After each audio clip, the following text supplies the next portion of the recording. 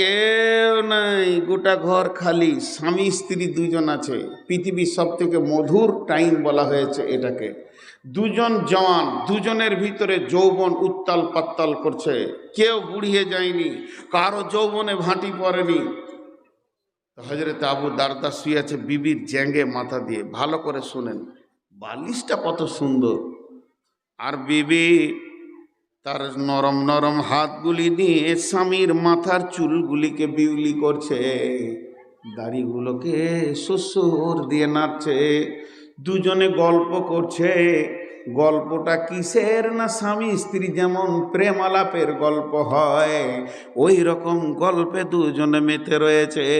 এমন সময় হযরতে আবু দারদার চোখ দিয়ে ঝরঝর করে পানি বের হয়ে আসলো। তখন ওর বিবি বলছে, আপনি কাঁদছেন কেন? ওর কান্না দেখে বিবিও কেঁদে ফেলেছে। বিবিকে বলছে, বিবি রে তুমি কাঁদছো কেন?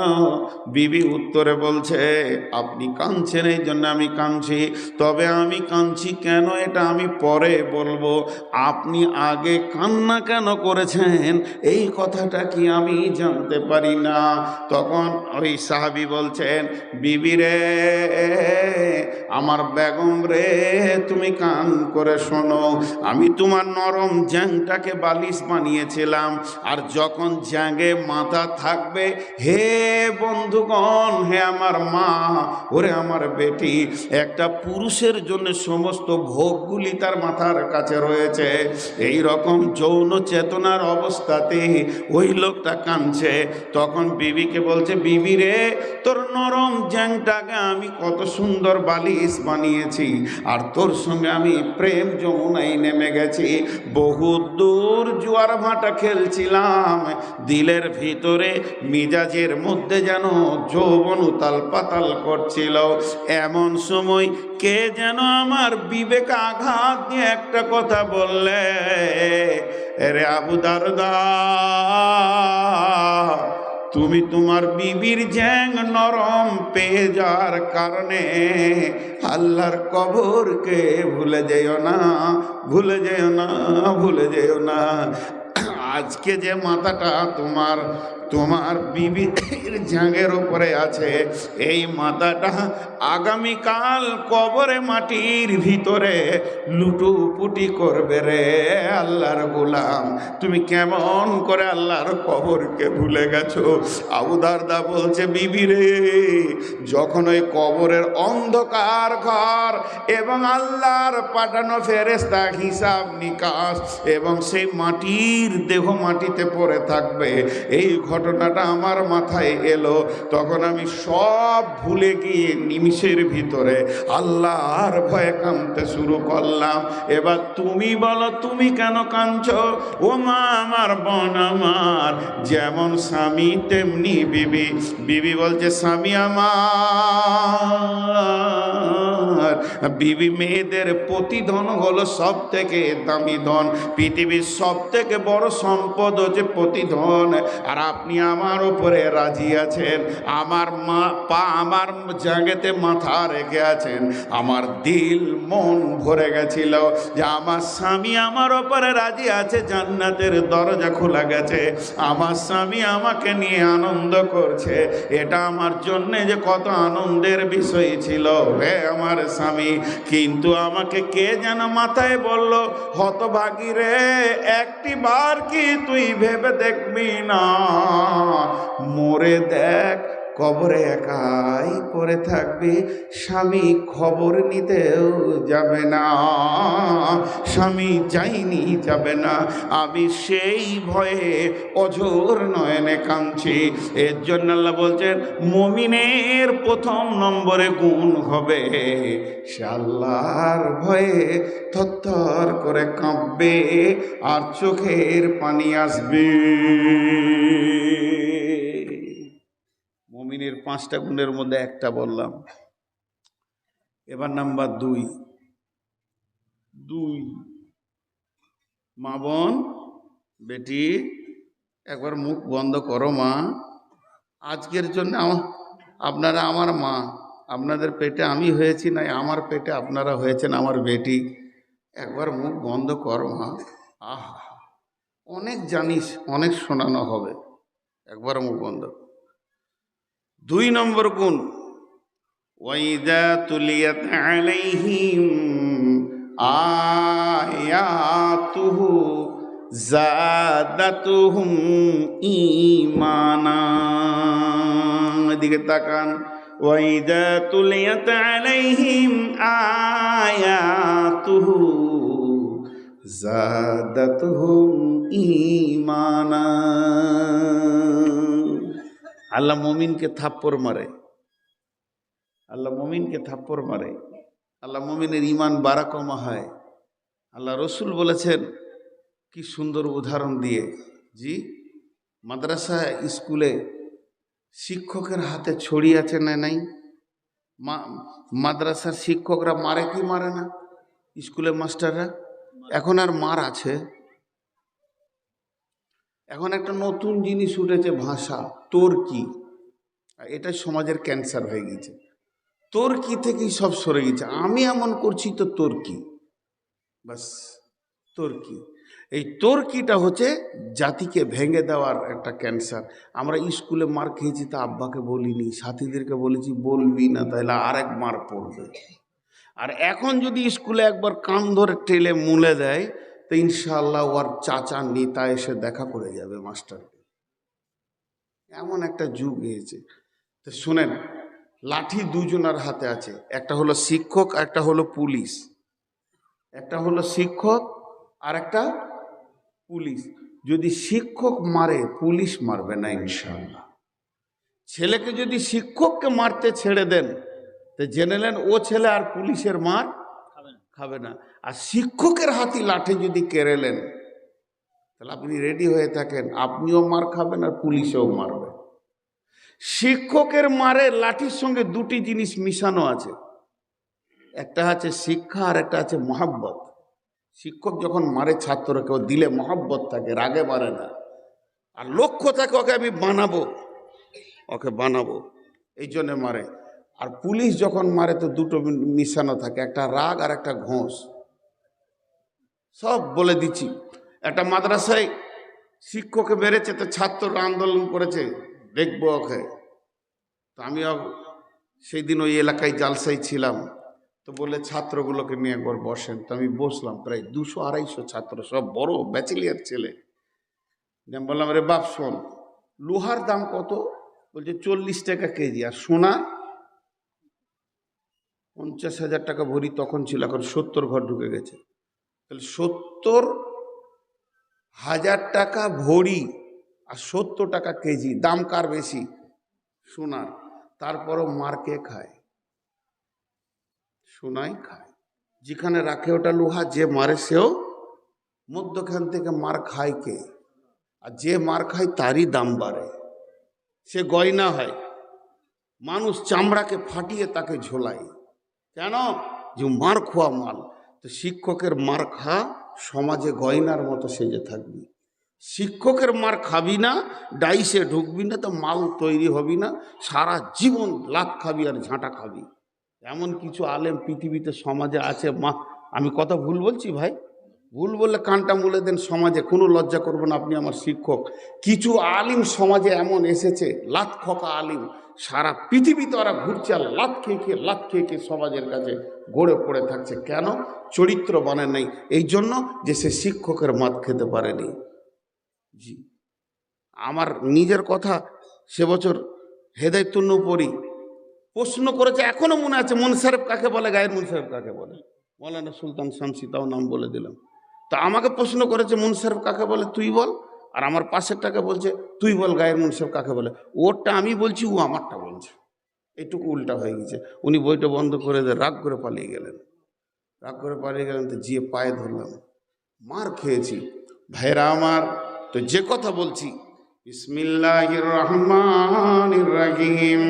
ওয়াইদা তুলিয়াত আলাইহিম আয়াতুহু যাদাতুহুম ঈমানা।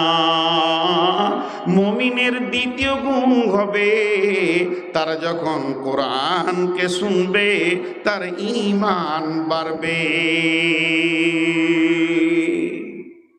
এতক্ষণ এই উদাহরণগুলো কেন দিলাম, এবারে অ্যাপ্রোচ করে দিছি। হাজি, একটা কথা জিজ্ঞেস করি, আপনাদের এলাকায় এই যে জালসা হচ্ছে, আজকে জালসা হচ্ছে, এর আগে তো কমিটি কালেকশন করেছে, এলাকায় করেছে কি করেনি? তো আপনারা কমিটির লোক বলেন, কালেকশন করতে গিয়ে কেউ বলেছে ভাই 100 টাকা নেন, না ভাই 500 দেন, আচ্ছা যান 300 নেন। কেউ বলেছে এই কে আসছে নূর মোহাম্মদ, এলাকায় 500 টাকা লে। আবার এমনও লোক আছে ও 1 টাকাও দিবে না, আর বৈজ্ঞানিকের মতো বুদ্ধি দেবে। কি বলবে? যে জালসা করে কোনো লাভ নাই, ফালতু, কিচ্ছু হচ্ছে না সমাজের। এই মাল আছে না নাই? জোরে বলেন, আছে না নাই? ভাইয়েরা আমার, আজকে ওই লোকটা কোন লোক, ওই লোকটা কোন মিজাজের লোক, আল্লাহ তাবারাক ওয়া তাআলা কালাম পাক থেকে প্রমাণ করে দিব। আল্লাহ রাব্বুল আলামিন বলছেন, ওয়াদাক্কির ফাইন্নাদ যিকরা তানফাউল মুমিনিন, ওয়াদাক্কির ফাইন্নাদ যিকরা তানফাউল মুমিনিন। হে আমার গোলামের দল, তোমরা বলতে থাকো, বলতে থাকো, বলতে থাকো, তার কারণ বলা বলিটা বন্ধ করে দিও না, নিশ্চয়ই মুমিনদের লাভ হবে। আল্লাহ তাবারাক ওয়া তাআলা আবার বলছেন, ফাযাক্কির ইন্নামা আনতা মুযাক্কির লাসতা আলাইহিম বিমুসাইতির। তোমাদেরকে বলতে বলা হয়েছে, তোমরা বলতেই থাকবে, কিন্তু তোমাদের হাতে প্রশাসন ক্ষমতা ছেড়ে দিইনি। ইন্নাকা লা তাহদি মান আহবাবতা ওয়ালাকিন্নাল্লাহা ইয়াহদি মান ইয়াশা। আল্লাহ যাকে ভালোবাসে তাকে হেদায়েত দেন, আর আল্লাহ যাকে ভালোবাসে না সে হেদায়েত পাবে না। তাহলে যে বন্ধুরা বলছেন জালসাতে লাভ হয় না, বিশ্ব নবী নিজের চাচা আবু তালেবকেও হেদায়েতের রাস্তা দিতে পারেনি। আবু জাহেল রসুলের বাড়ির পাশে পাশে থেকেও হেদায়েত পেল না, কিন্তু হিন্দা রসুলের চাচা আমির হামজার কলিজা চাপানোর পর সে আবার ঈমান এনে জান্নাতি হয়ে গেল। অতএব বন্ধুরে, হেদায়েতটা সম্পূর্ণ আল্লাহ কালেকশন করেন এবং আল্লাহ সেটাকে আপনার প্রচার করেন, কিন্তু আপনার আমার কাজ হলো মানুষের কাছে পৌঁছে দেওয়া। আল্লাহ তাবারাক ওয়া তাআলা বলছেন, ওয়াইদা করে ওয়াইদা তুলিয়াত আলাইহিম আয়াতুহু যাদাতুহুম ঈমানা। মুমিন যারা হবে রে, তাদের কাছে যখন কোরআনের আয়াত শোনানো হবে, তাদের ঈমান বাড়বে।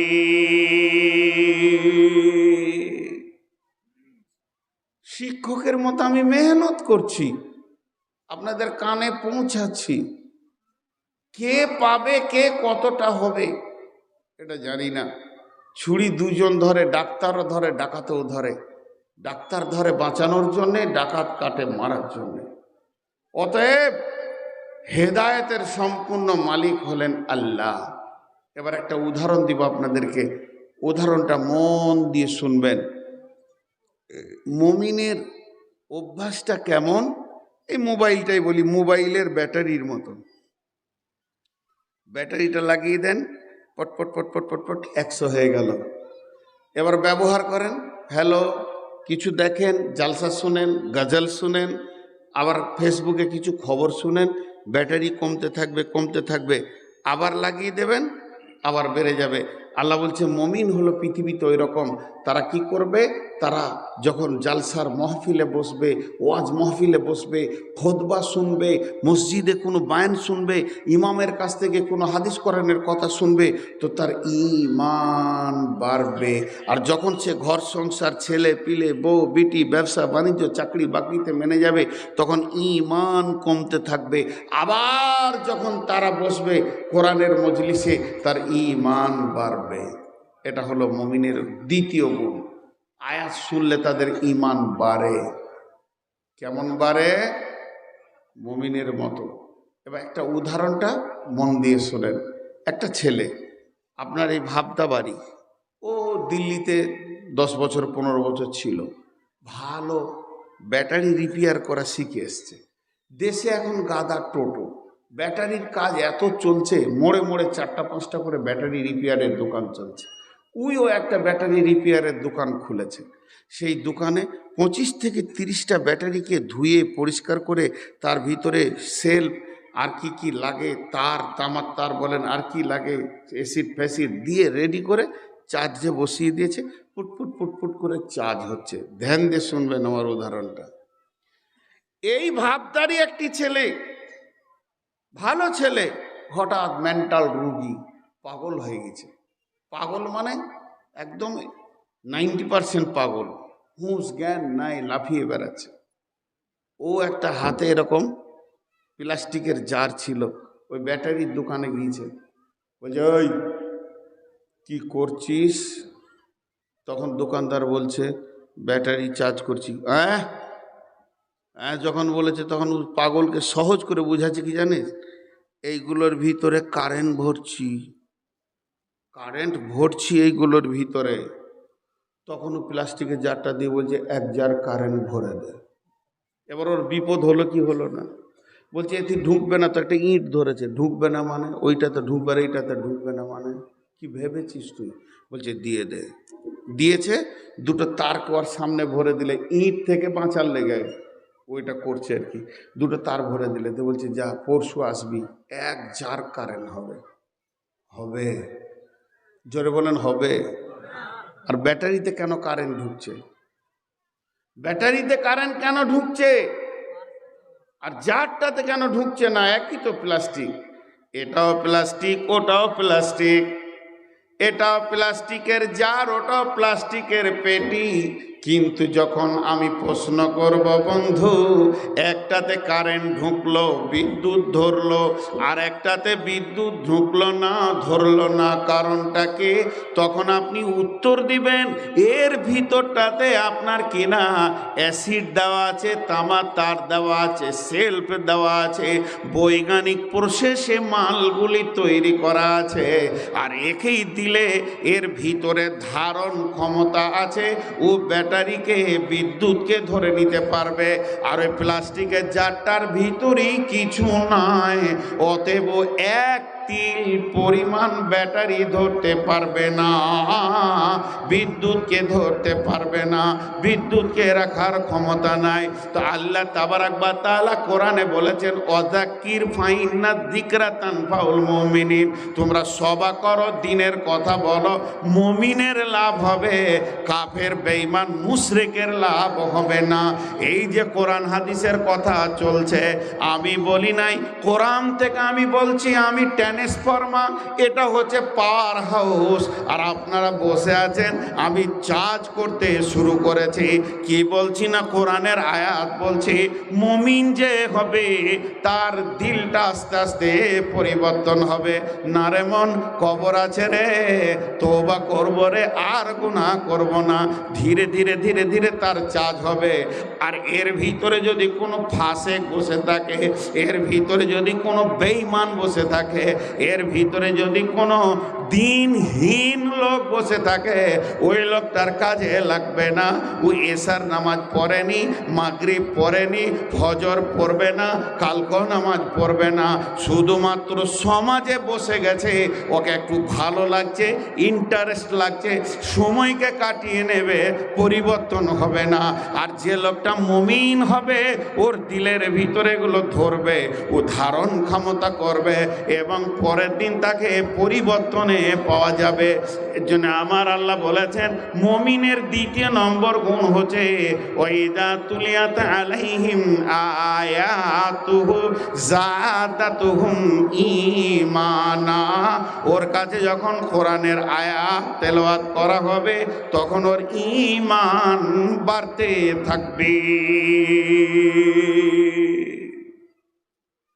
মুমিনের ঈমান বাড়বি, কারণ ওর ধারণ ক্ষমতা আছে। এই মোবাইলটা চিপস থাকলে অডিও ভিডিও রেকর্ড হবে, চিপস যদি না থাকে, বক্সে ভরে দিলেও একটা শব্দ রেকর্ড করতে পারবে না ও। তো মুমিন যে, তার ভিতরে চিপস আছে, আল্লাহর দেওয়া চিপস রয়েছে, এবার খালি ওকে একটুকু কোরআন হাদিসের স্ট্রাকচারে ফেলে দুটি ভাষা বললেও ধরে নেবে। তাহলে মুমিনের গুণ কয়টা হলো? দুটো। এক নম্বরে কি হলো? আল্লাহর, এই এক নম্বরে হলো আল্লাহর ভয়ে কাঁপবে। দ্বিতীয় হলো আয়াত শুনলে ঈমান বৃদ্ধি পাবে। হাজি ভাই, দুটো হলো, এতেই উঠে পালাচ্ছিল। ওরা মনে মনে করছে তুই কোন পাগলা আছিস বজ্ঞা, ঘরে যে শোবো। বসেছিল খানিকক্ষণ, মজা লাগছে না, কেটে বললো বাদাম টাদাম নিয়ে যান, খালি হাতে চলে যান না, বাড়িতে সব অপেক্ষা করছে। জিলাপি বাদাম নিয়ে ঢুকবেন ঘর। তাহলে দুইটা হলো। নাম্বার 3, ওয়ালা রাব্বিহিম ইয়াতাওয়াক্কালুন। মুমিন যে হবে রে, সে তার রবের ওপরে ভরসা করবে, পৃথিবীর অন্য কোনো জিনিসের ওপরে ভরসা করবে না। মুমিন যে হবে সে কার উপরে ভরসা করবে? আল্লাহর উপরে ভরসা করবে। একবার জজবার শুরু করেন। জি উঠছে লোক, এটা বাদ দেন, আপনারা যে কটাই আছেন ধ্যানের সঙ্গে বলেন, জি মুমিন যে হবে তার কার উপরে ভরসা করবে? লম্বা ঘটনা আছে, এখন বলতে গেলে অনেক সময় লাগবে। ছোট্ট একটা কথা বলছি। আল্লাহ রসুল যেদিন সফর করেন, মক্কা থেকে মদিনা চলে যান, হিজরত করেন, প্রথম কোন সাহাবীকে ডেকেছিলেন? আবু বকর? জি না, হযরত আলীকে। প্রথম কাকে ডেকেছিলেন? হযরত আলীকে। আবু বকরকে রাস্তায় বের হয়ে গিয়ে ডেকেছিলেন, আর ঘরে ডেকেছিলেন হযরত আলীকে। আলীকে ডাকার পর বললেন, আলী রে, এটা বাইতুল মাল, এটা এতিমের মাল, এটা বিধবার মাল, এই মালগুলো তোমার জিম্মায় ছেড়ে দিলাম। এখানে তুমি আমার খাটে, আমার বিছানায় শুয়ে যাও, আমার বালিশে মাথা দিয়ে শুয়ে যাও, আর আমার চাদরটা তুমি গায়ের ওপরে উড়ে লাও, চাপিয়ে লাও, যে তুমি এখানে ঘুমিয়ে যাও। এই মালগুলি আগামীকাল উঠে তুমি যার যার মাল তাকে তাকে তাকে তাকে পৌঁছে দেবে। বাইতুল মালগুলো ঠিক ঠিক জায়গায় তুমি কাজে লাগিয়ে দেবে। এরপরে তুমি মদিনায় চলে আসবে। আলী রে, তোমার সঙ্গে আমার মদিনাতে দেখা হবে। ঘটনাটা মন দিয়ে শুনেন। আপনি কি লিখেছেন এটা আমার মুখস্থ আছে। 24 বছর চলছি, কালেকশন শুরু করলে 5 মিনিট এটা ভেঙে যাবে। আপনারা যদি চান তো আমি শুরু করব, কারণ আমার পাশে, আমার পরে কোনো বক্তা নাই। মানুষের মিজাজ বলবে কালেকশন শুরু হলো, তার মানে জালসা শেষ। এই জায়গাটা কেউ রুখতে পারবে না। বহু জালসা কমিটির কাছে গিয়ে বুঝিয়েছি, কেউ মেনে নিতে পারেনি। যেই শুরু করব, ভাই 500 টাকা কে আছেন দেবেন, যদি 5 মিনিটের মধ্যে ভেঙে না যায় তা আমার অভিজ্ঞতাটা ফেলিওর।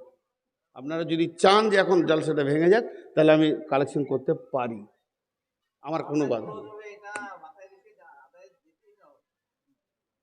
তো এ ভেঙে যাবে যে, থাকবে না যে ভাই। হ্যাঁ, আমি ওইটাই বলছি। হ্যাঁ হ্যাঁ হ্যাঁ, আমার ওটা মাথায় আমাকে প্রথমেই বলে দিয়েছে এখানে উঠার সময়। এবার দেখেন যে সমস্যা কিন্তু এইগুলো। হ্যাঁ হ্যাঁ হ্যাঁ, সেটা আমার মাথায় আছে। জি, আমার নাম নবাব, কিছুরই নেই অভাব, ভিক্ষা করার স্বভাব। প্রতিদিন যে ভিক্ষা করে তাকে কি বলতে হবে গো? বিয়ে দিয়ে ছেলেকে শ্বশুরঘর যেতে বলতে হলে তার বিয়ে না দেওয়াই ভালো ছিল। আর আমাকে যদি মাইক দেওয়ার পর পেছন থেকে চিঠি দিতে হয় যে বাপ আদায় কর, তো বক্তাই লয়, ও অন্য কিছু। জি, আর বিয়ে দিয়ে যদি বাপকে লিখে দিতে, হ্যাঁ বাপ শ্বশুরঘর যা, তোর বিয়ে না দেওয়াই ভালো ছিল। জি, রাগ করলেন নাকি আপনারা? উঠে পালায়েন না। আসলে মানে জানেন, 2-5 সেকেন্ড একটা কথা বলে নি। এই যে জালসাটা, এই ইন্তেজাম করতে গিয়ে যাদের পেছনে কষ্ট হয়েছে তারা জানে যেটা কত কষ্ট। এই ইন্তেজাম করতে গিয়ে আপনারা যদি কিছু না দিয়ে চলেই যান, তাহলে তাদের মনে কতটা কষ্ট হয়। এনাদের বলাটাও অন্যায় নয়। মানুষ এখন থেকে উঠতে শুরু করেছে। শেষকালে আমার বায়াত যখন শেষ, তখন আপনি আর আমি, আমি আর আপনি, তাহলে অবস্থাটা কি দাঁড়াবে মাদ্রাসার বলেন? কথাটা বুঝতে পেরেছেন তো? মুমিনের ক নম্বর গুণ বলছি এটা? 3 নম্বর, আল্লাহর উপরে সে তাওয়াক্কুল করবে। উঠিয়েন না, আল্লাহর রাস্তে হাত পা ধরে বলছি। খুব তাড়াতাড়ি ছেড়ে দিব তাও ভালো, কিন্তু আপনারা উঠিয়েন না। শীত আছে, আমিও তো শীতে আছি। আমি তো বাড়ি যাব, এখান থেকে 150 কিলোমিটার আমার বাড়ি, আমি তো বাড়ি যাব ইনশাআল্লাহ। তো ওয়ালা রব্বিহিম ইয়াতাওয়াক্কালুন, হযরত আলীকে সমস্ত কিছু বুঝিয়ে দিয়ে আল্লাহর নবী আবু বকরকে নিয়ে মদিনায় চলে গেলেন। এবার মদিনাতে সমস্ত সাহাবীরা অপেক্ষা করছে আলী কখন আসবে, আলীকে জিজ্ঞেস করব। রসুল মক্কা থেকে মদিনা যখন চলে এসেছিলেন তখন ওখানকার অবস্থা কেমন ছিল। হাজি জালসায় যদি এখন একটা ঝগড়া শুরু হয়ে যায়, বিরাট মার ধর লাফালাফি শুরু হয়ে গেল, কমিটির লোক দেখছে এটা বাইরের মেহমান, আমাকে ঘেরে নিজে গাড়িতে দিয়ে দিল, সুরুক করে আমি বেরিয়ে চলে গেলাম, যা ঘটবে ঘটবে। সভাপতি বলছে আমি দেখে নেব, আপনি বাড়ি যান। কিন্তু যাওয়ার সময় দেখে গেলাম এই ভাই এখানে আছে। তা এই রাস্তায় কি কি বাকি ঘটনা ঘটলো ইনি জানবেন, আমি কি জানবো? যে চলে গেছু জানবে? জানবে না। তাহলে ওনাকে আমি কালকে ফোন করে জিজ্ঞেস করব বাকি ঘটনা কি। তাহলে আল্লাহ রসুল তো বেরিয়ে চলে গেলেন আবু বকরকে নিয়ে, কিন্তু বিছানায় থাকলো কে? তাহলে রাতের ঘটনা বেশি কে জানবে? মদিনায় যখন হযরত আলী গিয়ে পৌঁছালেন তখন মদিনার সাহাবীরা ঘেরে বসছে, বলছে আলী সেই রাতের কথাটা একটু বলো তো, যে রাত্রিতে রাসূলুল্লাহ সাল্লাল্লাহু আলাইহি সাল্লাম তোমাকে বিছানায় রেখে চলে এসেছিল। হযরত আলী বলছে আমি ঘুমিয়ে গেছিলাম। আপনাদের বিশ্বাস হচ্ছে? হাজি আমাকে কাটার জন্যে 20-50টা ছেলে তালোয়ার নিয়ে ঘুরছে, আর আমার বিছানায় যদি নাকি শুতে বলি তো শুবে নাকি জিজ্ঞেস করেন, আর আমার চাদর ঢাকা নেই, ঘুম হবে? হবে না। কিন্তু আলী বলছে ঘুমিয়ে গেছিলাম। এরপরে সাহাবীরা যখন চাপ দিলেন, আলী বলছে আমার কথাগুলো উত্তর দাও। বলে কি? বিশ্ব নবী জীবনে মিথ্যা বলেছেন কি বলেন না? কাউকে প্রতারণা করেছেন কি বলেন না? ওনার জবান দিয়ে স্লিপ করে মিথ্যা বের হয়েছে কি না? তিনি কি সত্য নবী নন? বলে হ্যাঁ সত্য নবী। তিনার জবানে কি কোনো দিন মিথ্যা বের হবে? বলেন না। তা নবীজি আমাকে বলেন আলী রে তুমি শুয়ে যাও, এবং সেই সাথে সাথে বললেন এই মালগুলো এতিমের মাল, বিধবার মাল, এই মালটা বাইতুলের মাল, এটা আমানতের মাল, মালগুলো ঠিক ঠিক জায়গায় তুমি পৌঁছিয়ে দিও সকালে উঠে। তার মানে আমি বুঝতে পারলাম নবীজির মুখ থেকে বের হয়েছে আলী রে তুমি সকালে উঠে মাল বিলি করবে। তো আমার ঈমান বেড়ে গেল আল্লাহর উপরে, তাওয়াক্কুল বেড়ে গেল, আমাকে সকাল পর্যন্ত কেউ মারতে পারবে না। এরপরে নবীজি বলেন আলী রে তুমি মদিনায় চলে আসবে, তোমার সঙ্গে আমার দেখা হবে। তখন আমি আরো বুঝে নিলাম যতদিন আমি মদিনায় না যেছি আমার আল্লাহ তার নবীর সম্মানে আমার জন্য আজরাইল পাঠাবেন না। এর জন্য আমি আল্লাহর উপরে তাওয়াক্কুল করে, ভরসা করে, রসুলের ভাষার উপরে ঈমান রেখে নিশ্চিন্তে ঘুমিয়ে গেলাম। আল্লাহ তাবারক ওয়া তাআলা বলছেন মুমিনের 3 নম্বর গুণ হবে সে আল্লাহর উপরে ভরসা করে জীবন কাটাবে। কয়টা গুণ হলো?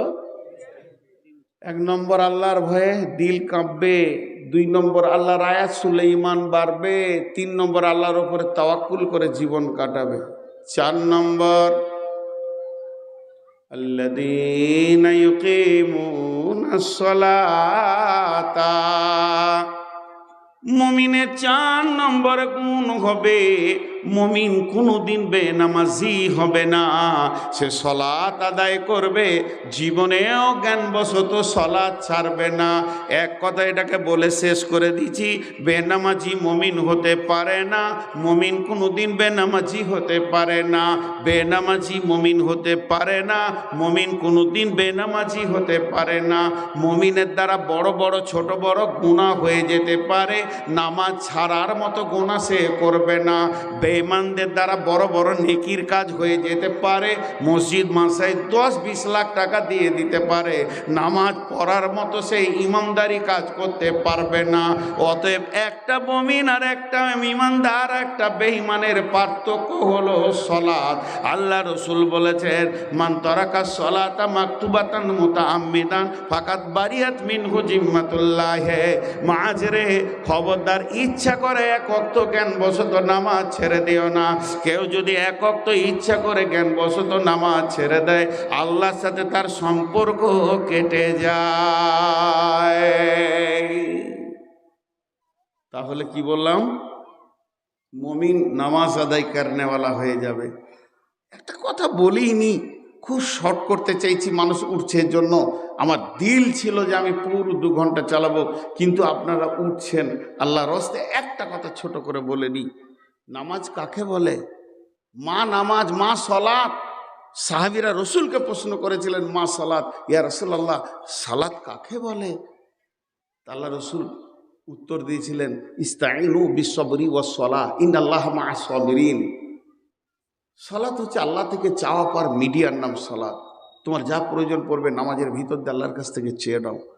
এর লম্বা তফসির আছে। তো সাহাবীরা উত্তরে বলেছিলেন, ইয়া রাসূলুল্লাহ আর আপনাকে বিরক্ত করব না, যখন যা প্রয়োজন হবে আল্লাহর কাছ থেকে চেয়ে নিব। নামাজ হলো আল্লাহ থেকে চাওয়া পাওয়ার মিডিয়া। সালাত কাকে বলে? ইন্নাস সালাতা তানহা আনিল ফাহশাই ওয়াল মুনকার। সালাত হচ্ছে রেনকোট। রেনকোট বুঝেন? এই যে বর্ষার সময় পরে গো, যে মোটর সাইকেল চালাই, প্লাস্টিকের জামা কাপড়। এটা কেন?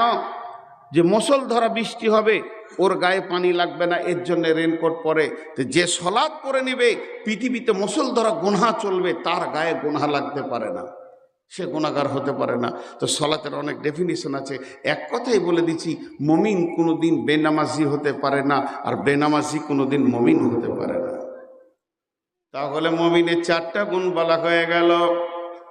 মুমিনের 5 নম্বর গুণ হচ্ছে ওমিম্মা রাযাকনাহুম ইউনফিকুন। ওমিম্মা রাযাকনাহুম ইউনফিকুন। মুমিনের 5 নম্বর গুণ হচ্ছে সে তার কষ্ট ক্লেশ দিয়ে ঘাম ভেলানো ইনকাম থেকে জমা করা টাকা পয়সা সম্পদ থেকে আল্লাহর রাস্তায় দান করবে। মুমিন কোনোদিন বখিল হতে পারে না, আর বখিল কোনোদিন মুমিন হতে পারে না। আল্লাহ তাবারাক ওয়া তাআলা বলছেন, আল্লাযীনা ইউমিনুনা বিল গায়বি ওয়া ইউকিমুনাস সালাতা ওয়া মিম্মা রাযাকনাহুম ইউনফিকুন। এটা চষা ভুঁই। আমরা সব লোকগুলো দাঁড়িয়ে আছি ওই আলটার উপরে। একজন বলছে ছোলা আছে, একজন বলছে সরিষা আছে, জমিটা যেভাবে চষেছে সরিষা আছে। আর একজন বলছে না জব, একজন বলছে না না না গম। 25 জনা 25 রকম মত করছি, কিন্তু যখন 2টো পাতা বেরিয়ে যাবে একটা মত হয়ে যাবে কি হয়ে যাবে না? আর হ্যাঁ না বলেন, একটা মত হয়ে যাবে। তো আপনি আমি মুমিন কিনা বহুত সন্দেহ আছে। আল্লাহ বলছে যখন কারোর দ্বারা 2টো কাজ দেখতে পাবে ওকে ইমানের সাক্ষী দিতে পারো। মুমিন 1 নম্বর কি করবে? সালাতের কাতারে পাওয়া যাবে। সৌদির কোনো লোক জামাতে এসছে কেরলে, খুব পরিচিতি হয়ে গেছে। কেরলের লোককে বলেছে মদিনা গেলে আমার ঘরে দেখা করিও। ও গেছে মদিনা উমরা করতে, তোর ভিজিটিং কার্ড নিয়ে দোকানে গেছে, তো বলছে মাকান মে হ্যায়। একজন হিন্দি ভাষী কাজ করে, তোর ঘরে গিয়েছে, গেটম্যান বলছে দোকান মে হ্যায়। দোকান মাকান, মাকান দোকান, দোকান মাকান। বিচারা মরুভূমির জায়গায় ঘুরে ক্লান্ত হয়ে গিয়ে মসজিদ নববীতে জোহরে আজান হচ্ছে, এসে হাঁপ ছেড়ে আল্লাহু আকবার সুন্নত নামাজ পড়ছে। তো দেখছি যাকে খুঁজছিল আবার সামনে কাতারি পেয়ে গেছে। তো ওকে এবার দেখা সাক্ষাৎ হলো, নামাজ হলো, চলেন হোটেলে যায় খায়, মেহমানদারি। যেমন মদিনাওয়ালারা মেহমানদারি এমন করে আপনার দেখে অবাক হবেন। নিজে খাওয়াবে, তখনই জোরে শ্বাস ছেড়ে বলছে ভাই 1-1.5 ঘন্টা খালি দোকান মাকান, মাকান দোকান। তো বলছে কেন? বলে আপনাকে খুঁজছিলাম। তো মদিনার লোকটা বলছে এটা আপনার ভুল ধারণা, এটা আপনার প্রসেসিংটা ভুল হয়ে গেছে। যখন কোনো গ্রামে, কোনো বস্তিতে, কোনো শহরে কোনো মুমিন মানুষকে তল্লাশ করতে যাবেন, খুঁজতে যাবেন, তার মাকানেও যেতে হবে না, দোকানেও যেতে হবে না। শুধু একটা কাজ করবেন, আজানের টাইমে মসজিদের গেটে দাঁড়িয়ে থাকবেন। মুমিন যেখানেই থাক না কেন আজান হলে মসজিদে ঢুকবে। মুমিনকে ধরা সোজা রাস্তা, তাকে নামাজের কাতারে পাওয়া যাবে। সমস্ত কাজগুলোকে ছেড়ে দিয়েছে আগে আল্লাহর কাছে উবুর হয়ে পড়বে। মুমিনকে এই জায়গাতে পাওয়া যাবে, আর রাস্তাঘাটে হেঁটে কোনো লাভ হবে না। জি, নাম রেখেছে মুসাল্লি, 1 ওয়াক্ত নামাজ পড়ে না। আতর আলী, গায়ে খুব গন্ধ, 2 চোখে দেখতে পাই না, নজর আলী। আমাদের সেই তাই মুসলমান এক ওয়াক্ত নামাজ পড়ে না, যদি ওকে বলে দি তুই মুসলমান লস, তা চোপা ভেঙে ফেলে দিবে। আর মুমিনের দ্বিতীয় নম্বর গুণ হলো, যেখানে ইসলামকে বাঁচানোর ব্যবস্থা চলবে, জালসা চলবে, জুলুস চলবে, মসজিদ চলবে, মাদ্রাসা চলবে, ওয়াজ মাহফিল চলবে, ঈদগাহ হবে, গোরস্থান হবে, এক কথায় ইসলামকে বাঁচানোর যেখানে চিন্তা ভাবনা চলবে, মুমিন পকেটে রাখতে পারে না, ওখানেই সে শরিক হবে। মুমিনের এমন একটা গুণ থাকবে, তার মালকে আল্লাহর রাস্তায় জমা করার জন্য ব্যস্ত হয়ে যাবে, তখন তুমি জেনে নাও যে লোকটা মুমিন। মুমিনের কয়টা গুণ বলা হলো? এক নম্বর, আল্লাহর ভয়ে দিল কাঁপবে। দুই নম্বরে আয়াত শুনলে ঈমান বাড়বে। তিন নম্বরে আল্লাহর উপরে তাওয়াক্কুল করে জীবন কাটাবে। চার নম্বরে কোনোদিন জ্ঞানবশত এক ওয়াক্ত নামাজ ছাড়বে না। আর পাঁচ নম্বরে হলো, যেখানেই মালের প্রতিযোগিতা করবে তো ওর হাতটা পাওয়া যাবে। কয়টা হলো? পাঁচটা। এবার কি হবে? আল্লাহ সার্টিফিকেট দেবেন, উলাইকা হুমুল মুমিনুনা হাক্কা। আমার আল্লাহ বলছেন, এরাই হলো প্রকৃত মুমিন। এরাই হলো প্রকৃত মুমিন। এরা কি হলো? প্রকৃত মুমিন। আপনারা মুখ খুলেন একবার, ভালো লাগবে। আল্লাহ বলছেন ভাষাটা, উলাইকা হুমুল মুমিনুনা হাক্কা। এরাই হলো প্রকৃত মুমিন। এই পাঁচটা গুণওয়ালা কি? প্রকৃত মুমিন। তাহলে আমাদের ভিতরে পাঁচটা গুণ নিয়ে আসবো তো ইনশাআল্লাহ। তাহলে সার্টিফিকেট পেয়ে গেলাম। এবার প্রাইজ তিনটে বাকি আছে। প্রাইজ তিনটে শুনবেন না চলে যাবেন? এতগুলো লোক কথা বলে না। প্রাইজ তিনটে শুনবেন তো ইনশাআল্লাহ? জি। ঘড়ির দিকে তাকান, 11:30 বাজছে।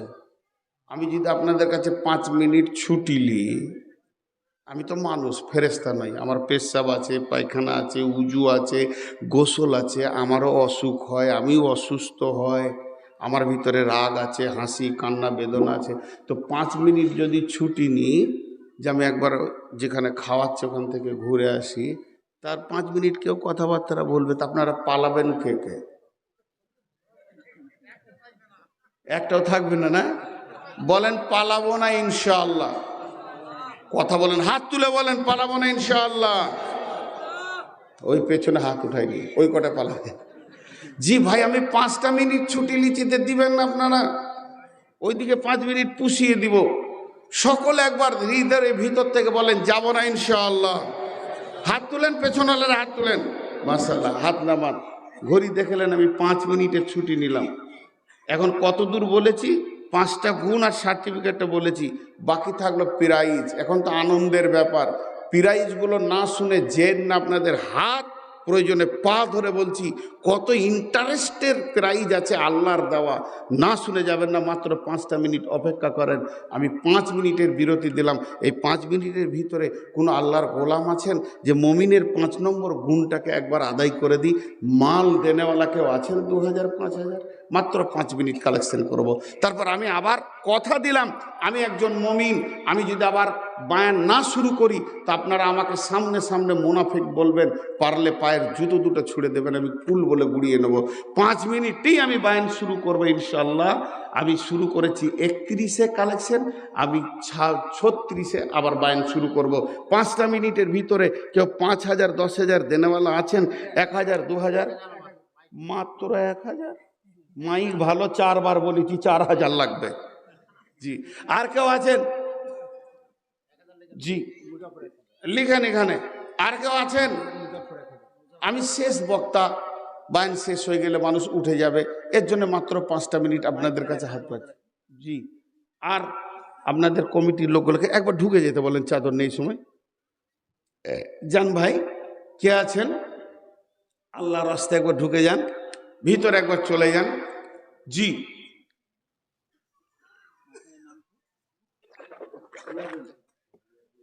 আর মাত্র আমার হাতে 4 মিনিট আছে, উঠবেন না। জি, কেউ আছেন? কত আছে ভাই? 10,000। 5,000 চিঠি 10,000 দিতেছে, কত ভালো মানুষ গো। এটা কার? আর এটা চাচা তো ভাই 5,000, আপনি 10,000। এটা আপনার নিজের নামে দিচ্ছেন? বাপ মা শাশুড়ি, মাশাল্লাহ, দেখেন কত ভালো মানুষ। 10,000 ওনার চাচা তো ভাই দিয়েছেন 5,000। আর কেউ আছেন আল্লাহর গোলাম? তবে জায়গা ছাড়বেন না, টাইম অল্প, অতএব তাড়াতাড়ি দেন। দোয়া করব আমি ইনশাআল্লাহ, আমি দোয়া করব। শেষে করি, এখন করি, এখান থেকে চলে গিয়েও করতে পারবো আমি দোয়া।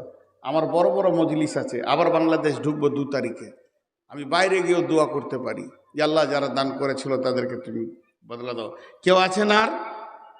আর কেউ আছেন? 5,000, 2,000, 1,000, 2,000, 1,000, 5,000? জি ভাই, আমি তো বলনেওয়ালা বলবো, মানুষ যদি না দেয় তো আমি তার পকেট থেকে বার করবো না। এতক্ষণ দিলে তো 20 জন দিয়ে দিতে পারতো যে টাইমটা দিয়েছি। জি, দেখেন একটা কথা আপনাদের হাতগুলো ধরে বলছি, বিশেষ করে নূর মোহাম্মদকে আপনারা প্রথম মেনেছেন, আমিও ভাবটা প্রথম এসেছি। আমি ভাবছিলাম কোনো নিজামিয়া মাদ্রাসা, যখনই শুনলাম শিশু মাদ্রাসা আর 1200 ছাত্র, তারপর কলজিটা ধারাস করে চুমকি উঠলো। এত ছাত্র আনলে কি করে রে বাবা? বাড়ি বাড়ি গিয়ে টেনে এনেছে নাকি আল্লাহ জানে, আমরা জোগাড় করতে পারছি না। 50টা 30টা করে থাকছে শিশু মাদ্রাসায়। তো যাক, মেহনত এখানে একটা চলছে, এবং আমি আলহামদুলিল্লাহ বলেছি, যার ভাষা বুঝাইতে পারবো না। তবে একটা কথা আমার সম্পর্কে জেনে নেন, আমি কালেকশন করতে পারি না। এটা একটা আলাদা ইলম, এটা আলাদা জ্ঞান, এটা আলাদা একটা জগৎ। তারপরও শুধু এই জীবনে প্রথম আমার মনে হচ্ছে বায়ান ব্রেক করে কালেকশন করছি, লাইফে প্রথম মনে হচ্ছে। জি ভাই, আর কেউ আছেন? দেন। 1,000 করে যদি 100 জন দিয়ে দেন তো 1 লাখ হয়ে যাবে। আর আপনি টাকাটা দিচ্ছেন কাকে? এই যে লোকগুলো বসে আছে এদেরকে চিন্তাই করিয়েন না, ছেলেগুলো পড়ছে ওদেরকেও চিন্তা করিয়েন না, এই যে এইটাকে চিন্তা করেন, এইটাকে বাঁচানোর জন্যে। আজকে ভারতবর্ষের যে অবস্থা, একটা মসজিদ চলে গেল, এটা বড় দুঃখ লয়। যদিও আমার কলিজা ফেটেছে, সেদিন আমি ভালো করে খেতে পারিনি। আমি সেই দিনই বাংলাদেশ থেকে ইন্ডিয়া ঢুকছিলাম, আর দেখছিলাম কি তোলপাড় চলছে, হিলি থেকে একদম গাজল পর্যন্ত ঈদ বাঁচাইছে তারা। তারপরেও আমার কষ্ট হয়েছে তা নয়, কিন্তু তার থেকে বড় দুঃখ আপনার বাড়ির পাশে মসজিদটা আপনি ঢুকেন না। একটা মসজিদ চলে গেল, যদি ভারতবর্ষের মুসলমান জিদ করে সেই দিন থেকে 5 ওয়াক্তের নামাজ ধরে প্রত্যেকটা মসজিদকে তোলপাড় করে দিত, তোরা ভাবতো যে ঘটনা ঘটে গেছে, আলাদা। পারেনি। এর নাম হচ্ছে নীরব বিপ্লব, এর নাম হচ্ছে নীরব বিপ্লব। বাংলাদেশে একটা প্রাইমারি স্কুলে বইয়ে কি মূর্তির ছবি দিয়েছে, গোটা বাংলাদেশ আন্দোলন করছে যে এটা কেন দেয়া হলো ইসলামী রাষ্ট্রে। তা আমি বললাম এই আন্দোলন করে লাভ নাই, শিক্ষামন্ত্রী দিয়েছে, দেখ তুমি ছেলে কটাকে নিয়ে মাদ্রাসায় ভর্তি করে দাও, স্কুলকে ফাঁকা করে দাও, দেখো কি ঘটনা ঘটবে, বই চেঞ্জ হয়ে যাবে 1 ঘন্টাতে। তো নীরব বিপ্লব, আজকে তারা একটা মসজিদ কেড়ে নিয়েছে, আমরা মসজিদ আরো 20খানা বানাতে পারবো, এবং প্রত্যেকটা মসজিদ একদম তম করে ভরে নিতে পারবো, তা পারছি না। আল্লাহর গোলাম কেউ আছেন 1,000 2,000 দেনেওয়ালা? আমার হাতে আর মাত্র 30 সেকেন্ড টাইম আছে। 1,000 2,000 দেনেওয়ালা? আর আমি বললাম কমিটির লোককে যেতে, তা গেল না। দোষ আমাকে দিয়েন না, চাদর নিয়ে একবার ঢুকলে ভালো হতো। এরপরে বাকি প্রাইস 3টে আমি বলতে শুরু করছি, এক সামান্য টাইম, মুহূর্তের মধ্যে। যদি আপনারা পারেন, জি, যদি আপনারা পারেন তো ভিতরে 2-4 জন ঢুকে যান হাতে হাতে। ভাই আপনারা টাকাগুলোকে এরকম খুলে রাখবেন, বাসের কন্ট্রাক্টরের মতো ধরেই নিতে পারবে, চাদর দরকার নাই। 2 জন 1 জন কমিটির লোক একটু ভিতরে ঢুকে যান, আল্লাহর হস্তে বলছি ঢুকে যান। আপনারা যারা আদায় করবেন ঢুকে যান, যে কালেকশনটা করে নেন। চলেন, আমার সময় পেরিয়ে যাবে। বিসমিল্লাহির রহমানির রহিম। وَمِمَّا رَزَقْنَاهُمْ يُنْفِقُونَ أُولَئِكَ هُمُ الْمُؤْمِنُونَ حَقًّا لَهُمْ دَرَجَاتٌ عِندَ رَبِّهِمْ وَمَغْفِرَةٌ وَرِزْقٌ كَرِيمٌ। প্রাইস কটা বললাম? 3টে। প্রাইস কয়টা বললাম? প্রথম নম্বরে হচ্ছে এক নম্বরের প্রাইজ, ওই লোকটার সম্মান আল্লাহর কাছে বেড়ে যাবে। আপনার সম্মান যদি আল্লাহর কাছে বাড়ে, এই প্রাইজটা কি ছোট? জি, দারাজাতুল ইনদা রাব্বিহিম। আপনি যেমন লোকের সঙ্গে সম্পর্ক করবেন, সেই জায়গায় আপনার নাম হবে। মাতাল যদি আপনার বন্ধু হয়, আমার দিকে ধ্যান দেন, এমন কেন করছে গো? তোমরা যদি এরকম চোখের সামনে করো তো বকতে ভালো লাগবে? বলো, একবার বলো, আমার চেয়ারটা নিয়ে একবার দেখো যে কত কষ্ট, যে চোখের সামনে এমনি এমনি করে কাজ করবে আর আমি বায়ান করব, এটা কত কষ্ট। ওগুলো তো গোটানো জালসা শেষেও হবে। কমিটির লোকই জালসা গুটুইতে শুরু করেছে আর আমাকে বলছে কালসেন করো। এখন বক্তা মাইক বন্ধ করেনি, প্যান্ডেল খুলতে শুরু করেছে। তো কাছেই না। তো এবার দেখেন, প্রথম নম্বর আল্লাহর কাছে সম্মান বাড়বে। কেউ যদি মাতালের সঙ্গে বন্ধুত্ব করে, তার পরিচয় সারা বিশ্বের মাতালের সঙ্গে হয়ে যাবে। কেউ যদি আলিমের সঙ্গে পরিচয় করে, তো আলিম সমাজের ভিতরে তার নাম ছড়িয়ে যাবে। কেউ যদি আল্লাহর পরিচিত হতে পারে, আল্লাহর কাছে সম্মান বেড়ে যায়। তো হাদিসের মধ্যে আছে, আমার আল্লাহ আসমানের ফেরেশতাদেরকে বলবে, রে ফেরেশতার দল, আমি ভাবতার আব্দুর রশিদকে ভালোবাসি রে, সে আমার চোখে মুমিন। তখন ওই আসমানের ফেরেশতারা তার পরের আসমান, তার পরের আসমান, তার পরের আসমান করতে করতে দুনিয়ার ফেরেশতাদেরকে বলবে, হে ফেরেশতার দল, ভাবতার আব্দুর রশিদকে আল্লাহ ভালোবাসে। এ কথা যখন পরিচয় হয়ে যাবে, তখন এমনকি পিপুলিকা, সাপ, বিচ্ছু, যতগুলো আল্লাহর মাখলুক আছে, সবাই তাকে চিনে ফেলবে। রাত্রি 12টায় আপনার কাছে বিছানায় সাপ থাকবে, আপনি ভাববেন আমাকে কামড়ালো না, আমি বেঁচে গেলাম, জি না। আপনি রাস্তায় হাঁটবেন, আপনি চলবেন, ফিরবেন, উঠবেন, বসবেন, রাস্তাঘাটে কোনো প্রাণী আপনাকে আক্রমণ করবে না। তার কারণ আল্লাহ তাকে ভালোবাসে। হযরত ইয়াকুব আলাইহিস সালামকে তার ছেলেরা বলেছিল ইউসুফকে বাঘে খেয়ে নিয়েছে। ইয়াকুব বলেছে, আমি বিশ্বাস করব না পৃথিবীর কোন আল্লাহর প্রিয়কে আল্লাহর আর একটা মাখলুক নষ্ট করবে, এটা হতে পারে না, এটা তোদের চক্রান্ত। অতএব বন্ধুরে, আল্লাহ যখন ভালোবাসবে, তার প্রতীক চিহ্ন পৃথিবীতে পাওয়া যাবে। প্লাস্টিকের চেয়ার, এটা কিনতে গেলে 250-300, ভালো মালের হলে 500-600 টাকা দাম। কি মূল্য? 600 টাকা। কিন্তু এটা প্রধান বক্তার চেয়ার। এই চেয়ারে ভাবতার লোক আমাকে বসায়নি, আর শ্রোতারাও বসায়নি, আমার আল্লাহ আমাকে বসিয়েছেন। এই যে সম্মানী অতিথি চেয়ারগুলো, এগুলো কোনো কমিটি দেয়নি এনাদেরকে, আল্লাহ দিয়েছে সম্মান। আপনারা যে জালসার মাহফিলে বসে আছেন, এই টাইমটা কোনো গান বাজনা, নোংরা, তাস, লুডু, দাবাতে বসেননি। এনে এই জায়গায় যে আপনাদেরকে আল্লাহ বসিয়েছেন, কোরআন হাদিসের কথা শোনা, এটা আল্লাহর নগদ দেওয়া একটা প্রাপ্য। এগুলোই হচ্ছে সম্মান। এগুলো কে দেন? জোরে বলেন, কে দেন? এটা হলো 1 নম্বর প্রাইজ। 2 নম্বর প্রাইজ হচ্ছে ওয়া মাগফিরাতুন। এটা কত বড় প্রাইজ বন্ধুরে! ওয়া মাগফিরাতুন, ওয়া মাগফিরাতুন। মুমিনের যে গুনাহ থাকবে না তা নয়, মুমিনের গুনাহ পার্সেন্টেজ কম থাকবে। মুমিনের যে গুনাহ থাকবে না তা নয়, মুমিনের গুনার পার্সেন্টেজটা কম থাকবে। তো আমার আল্লাহ বলছেন, মুমিন গুনাহ করবে, মাফ করার দায়িত্ব আমি আল্লাহ নিব। হাজি, এখানে যে কটাই শ্রোতা আছেন, একবার মুখ খুলেন তো।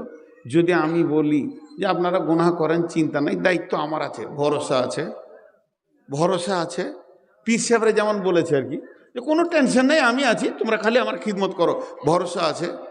ফেরেশতা তো বললেও ভরসা আছে।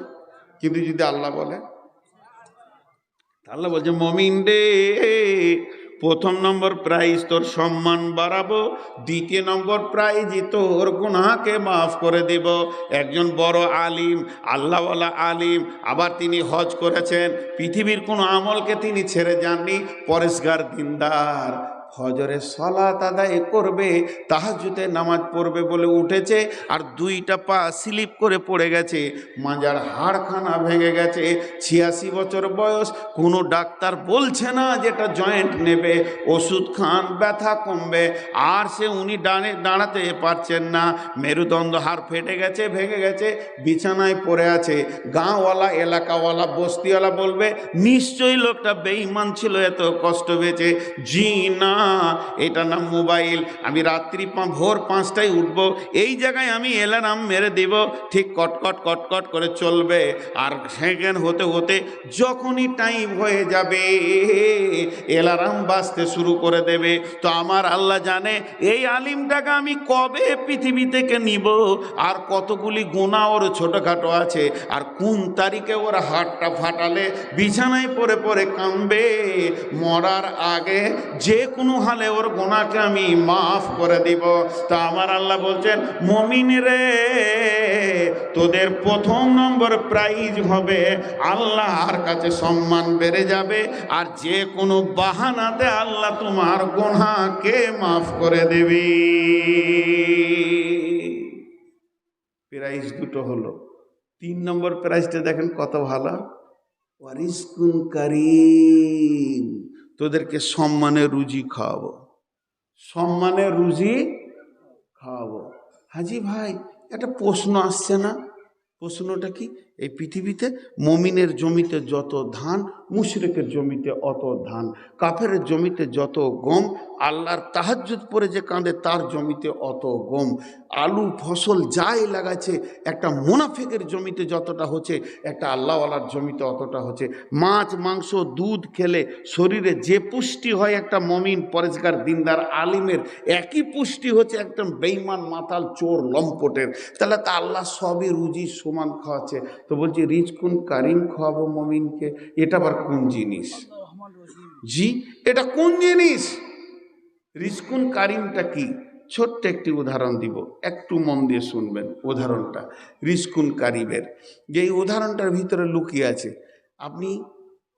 আপনার একটা ছোট দোকান আছে, এখানে আপনি গেছেন বহরমপুর মাল আনতে, মাল নিয়ে এসে যখন আসছেন তো দেখছেন 2 কেজি খাসির মাংস নিয়ে যাই, ছেলে পিলে খাবে আনন্দ করে, 2 কেজি খাসির মাংস এনেছেন, এনে বিবিকে বলছেন তাড়াতাড়ি রান্না করো। বিবি বলছে ভাত তরকারি সব হয়ে যায়, তাড়াতাড়ি রান্না করো, টিফিনও করিনি। মনে মনে আনন্দ হচ্ছে যে আজকে খাসির মাংস দিয়ে একবার ওভারলোড করব, খুব খাবো আর কি, এটা আপনার আমার মনের আনন্দ। এমন সময় খাসির মাংসটা আপনার বিবি তাড়াতাড়ি করে রান্না করলো, আজান হয়ে গেল, আপনি মসজিদ গেলেন, নামাজ পড়লেন, নামাজ পড়ে বাড়ি এলেন, আগ্নেতে কাঠের আগুন দিয়ে রান্না করছে, মজা বেশি হবে, টকবক করে হাঁড়ি ফুটছে, রান্না হয়ে গেছে। আপনি বারান্দায় বসে আছেন, ভাত তরকারি ডাল টাল নিয়ে, আপনার বিবি একটা এত বড় বাটি আর চামচকে নিয়ে চলে গেল সার্ফ নিয়ে কলের ঘরে ধুয়ে নিয়ে এসে আপনাকে 1 বাটি দেবে। আর এইরকম সময় একটা কুকুর 2 পিস নিয়ে চলে গেল, মাংসতে মুখ ভরে একটা কুকুর 2 পিস নিয়ে চলে গেল। বলেন আপনার মনটা কেমন করবে? কথা বলেন, মনটা কেমন করবে? রাগ লাগবে না? মন খারাপ করবে, রাগও লাগবে। জি, ছুঁড়ে ফেলে দিলেন হাঁড়ি, আর খেলেন না। এই রাগে ওই যা ছিল ভাতটা কে শুয়ে গেলেন। আসরের পর যখনই দোকানটা খুলছেন তো দেখছেন ওই কুকুরটাই আবার সামনে বসে, যাকে দেখতে না পারি তার চলন বেকা, সদাই তার সঙ্গেই দেখা। এরপরে আপনি করলেন কি, দোকানের ভিতরে একটা দামি 225 টাকা দাম ব্রিটানিয়া কোম্পানির কেক বা রুটিকে ওর লেবেলটা খুলছেন। পেছন থেকে ছেলেটা এসে বলছে আব্বা রুটি নিব, সামনে কুকুর পেছনে ছেলে, একটা রুটি হাফ করে কুকুরকে দিলেন, একটা ছেলেকে দিলেন। তাহলে ছেলেটা কুকুর না কুকুরটা ছেলে? আপনার দিলেন নিয়ত কি ছিল বলেন? দিলেন নিয়ত ছিল বাবারে তুমি খাও, তোমার জন্য আমি মেহনত করছি, তোমার জন্যই সব কিছু করছে, বাবারে তুমি খাও, তুমি খেলে আমি আনন্দ পাবো।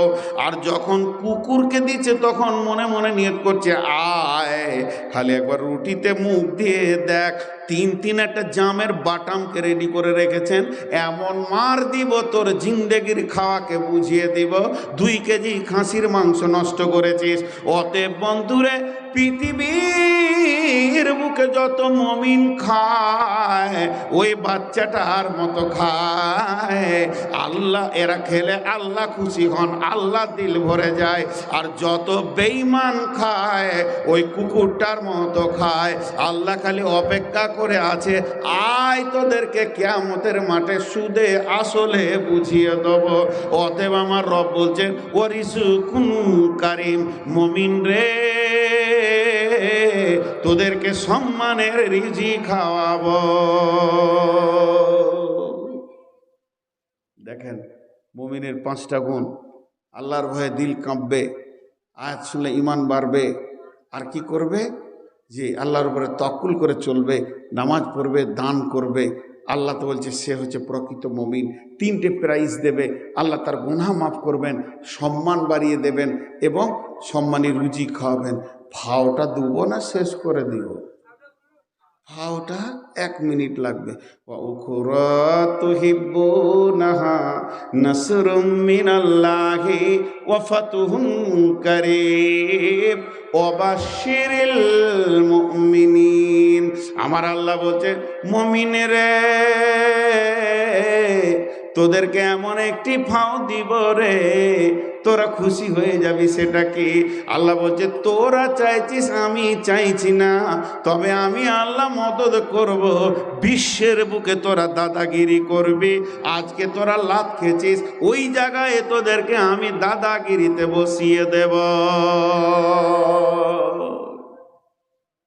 ফাওটা হয়ে গেল। একটা হাদিস পড়েছি, কি হলো? যাও যাও যাও, আমাকে বলো, না বলে হুটপাট করে কোনোদিন আসবে না। আর আমি যেখানে বায়ান করব তুমি রেকর্ড করতে আর আসবে না, ঠিক আছে? যাও, এটাও জেনে রাখো। এত সাহস কি করে হয়? একটা জিজ্ঞাসাও করছে না তো। এবার আমি একটা হাদিস পড়েছি, আমার পুরো চলছে 1 ঘন্টা 59 মিনিট, পুরো 10টা 50-এ কথা শুরু করেছি। তারপরও হাদিসটা বলতে আমাকে মাত্র 3 মিনিট লাগবে। সময় দেবেন? বেশ। বিসমিল্লাহির রহমানির রহিম। قال رسول الله صلى الله عليه وسلم الدنيا سجن للمؤمن وجنة للكافر। এই দুনিয়াটা হচ্ছে মুমিনের জন্য জেলখানা, কাফেরদের জন্য জান্নাত। জান্নাতে আনন্দ হবে, হই হুল্লোড় হবে, লাফালাফি হবে, চাপাচাপি হবে। ওইটা কাফের বেঈমানেরা দুনিয়াতে করবে। এর কারণ মরার পরে তাদেরকে নাফসি নাফসি করতে হবে। আর মুমিনের জন্য এটা জেলখানা। জেলখানায় একটা মানুষ কোনোদিন সুখে থাকতে পারে না, টেনশন চিন্তা নিয়ে সে বাস করবে। একটা উদাহরণ দিব, গোটা হাদিসটা শেষ হয়ে যাবে উদাহরণে, 1 মিনিট লাগবে। জেলখানার 5টা আইন শুনেলেন। জেলখানায় স্বাধীন চলা যাবে না, স্বাধীন চলা যাবে না। সাজাপ্রাপ্ত আসামিদের স্বাধীন পোশাক পরা যাবে না। খাওয়ার চিন্তা করতে হবে না। যে অফিসার তোমাকে জেলে ভরে দিয়েছে ওই অফিসার বোর্ডিংয়েও নামটা লিখে দিয়েছে। ঘন্টা পড়লে থালা পাতো, খাওয়ার অভাব হবে না। আর 5 নম্বরে, যেদিন তোমাকে ছুটির খবর নিয়ে আসবে সেদিন তুমি হাসতে হাসতে ঘর যাবে। একবার বলেন, হাসতে হাসতে যাবে না কাঁদতে কাঁদতে যাবে? সবাই বলেন, হাসতে হাসতে না কাঁদতে কাঁদতে? নিজের ঘরে যাবে তো হাসতে হাসতে না কাঁদতে কাঁদতে? হাসতে হাসতে। আরেকবার মিলিয়ে এলেন, স্বাধীন চলা যাবে না, স্বাধীন পোশাক পরা যাবে না, খাওয়ার চিন্তা করতে হবে না, ঘন্টা পড়লে থালা পাতো, খাওয়ার অভাব হবে না। যেদিন থানা বড়বাবু কিংবা উকিল আসবে তোমার বেল্টের খবর নিয়ে, ছুটির খবর নিয়ে হাসতে হাসতে নিজের ঘর যাবে। আর 3বার বলছি গুরুত্ব দিয়ে, জেলখানায় স্বাধীন চলা যাবে না, স্বাধীন পোশাক পরাও যাবে না, খাওয়ার চিন্তা করতে হবে না। যেদিন বড়বাবু তোমার ছুটির খবর আনবে। আর ঘন্টা পড়লে থালা পাতো খাওয়ার অভাব হবে না। যেদিন তোমার ছুটির খবর আসবে হাসতে হাসতে ঘর যাবে। তো এই দুনিয়াটা হলো জেলখানা, এখানে স্বাধীন চলা যাবে না। যে আমাদেরকে জেলে ভরেছেন সেই অফিসারের কথাই চলতে হবে, কোরআনের কথাই চলতে হবে। স্বাধীন পোশাক পরা যাবে না, সুন্নতে রসুলের ওপরে চলতে হবে, সুন্নতে রসুলের ওপরে চলতে হবে। খাওয়ার চিন্তা করতে হবে না। এখানে আল্লাহ বলতেন নাহনু নারযুকুকুম ওয়া ইয়াহুম, রুজি তো আমিই দিয়ে থাকি, তোমাদের চিন্তা করতে হবে না। ঘন্টা পড়লে থালা পাতো, আজান হলে নামাজের কাতারে দাঁড়িয়ে যাও, জীবনে রুজির অভাব হবে না। আর যেদিন আজরাইল আসবে তোমাকে জেলখানা থেকে বের করে নিতে, সেই দিন তুমি হাসতে হাসতে নিজের ঘর জান্নাতে চলে যাবে। মিলল? তাহলে এই হলো মমিনের দুনিয়া। মমিন তো এখানে টেনশনে থাকবি, অপেক্ষা করবে আজরাইলের, আয় আয় কবে আসবি আয়। ছুটি তো তুই দিবি, ছুটি কে দেবে? আজরাইল আল্লাহর কাছ থেকে ছুটি আনবে, আমার মমিনকে নিয়ে আয়। আর কত কষ্ট করবে, হয়ে গেছে চলে যাবে। ভাইরা আমার, ওই জন্য আজকে টোটাল বক্তব্যটা ছিল মুমিন মুমিন। আজকে আমি বিসমিল্লাহ থেকে এই পর্যন্ত যা বকলাম মাত্র 2 মিনিটে বলে দিচ্ছি, 2 মিনিট না 1 মিনিটে। পৃথিবী বিশ্ব ভূমণ্ডল ভেঙে আল্লাহ আমাদেরকে গতিশীল করে কিয়ামতের মাঠের দিকে নিয়ে যাচ্ছে।